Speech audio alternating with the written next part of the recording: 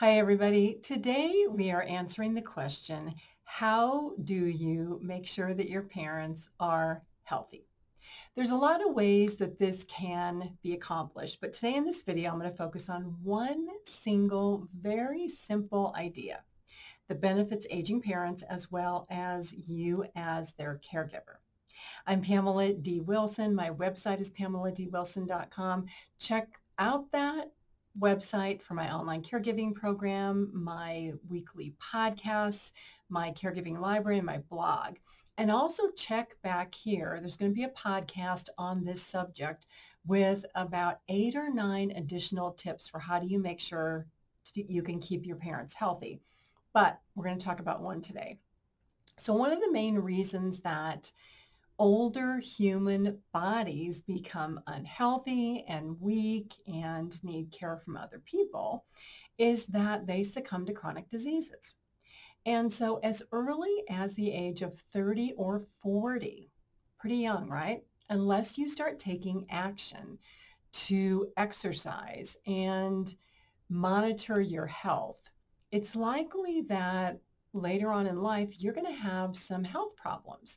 And chronic diseases begin as early as 40 or 50. So if you already have high blood pressure or high cholesterol or borderline diabetes, now is the time to take action. So no matter what your age is today, ask yourself this question. Can you do the activities that you did 5 years ago at the same level or intensity? Most people honestly would say no. If you're 20 years old, the answer is probably yes. But if you're in your 50s or 60s, unless you already have committed to a daily exercise program of cardio and weightlifting, your response is probably going to be no.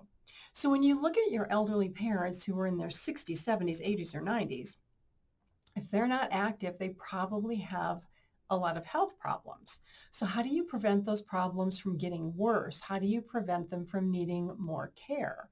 Well, it's important to keep your parents physically active and mobile. Do they have problems walking already? Can they not stand for periods of time? Can they go to the grocery store and not become totally exhausted?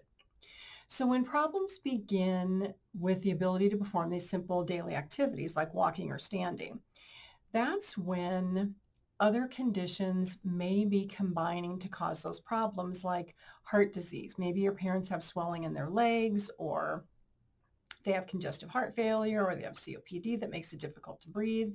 A lot of health issues when we're older can make physical activity more difficult, but believe it or not, if your parents actually work to do that physical activity, those health problems will ease. And if your parents truly want to be able to continue to live in their home, which most parents do, then you want to talk to them about committing to exercise, both cardio, exercise, and strength training. And you really don't have to go very far to find information about that.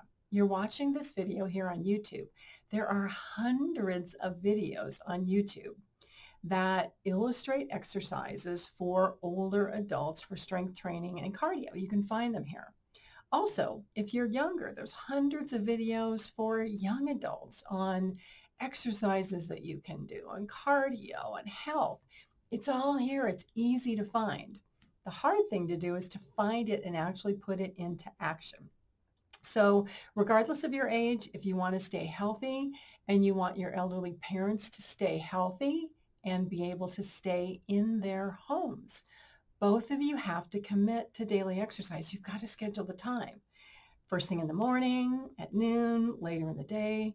There's really no way around this if you want to stay physically independent and not need a lot of care when you're older. If you want to have the retirement of your dreams, you've got to be physically active, right?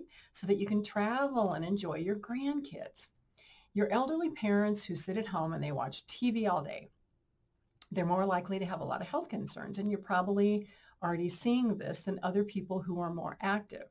We all have much more control over our health than we believe.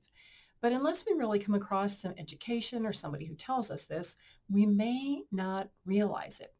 So it's really all about learning positive habits, putting them into action, reinforcing the habits so that we can stay healthy. So for more tips on making sure that elderly parents stay healthy, again, check out the podcast that's coming up this week that talks about many more options to do that and practical information that most people don't know unless you've already sought out the education. I'm Pamela D. Wilson. My website is PamelaDWilson.com. On there, a lot of hope, help, and support for caregivers and aging adults. Please press the share button. Share this video with other people that you know who are looking for hope, help, and support. And follow all of my videos here on YouTube. There are hundreds answering questions that caregivers ask. Have a fabulous day today. I'll see you all again soon in another video.